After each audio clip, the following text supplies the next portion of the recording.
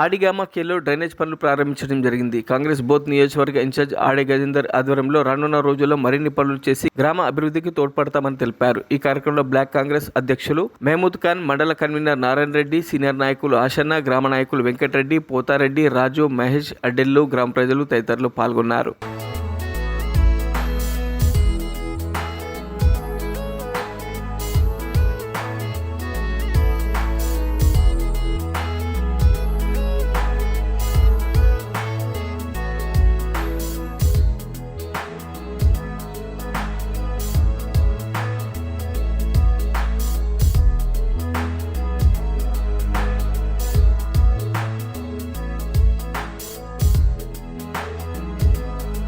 మరిన్ని అప్డేట్స్ కోసం మా ఛానల్ని సబ్స్క్రైబ్ చేయండి.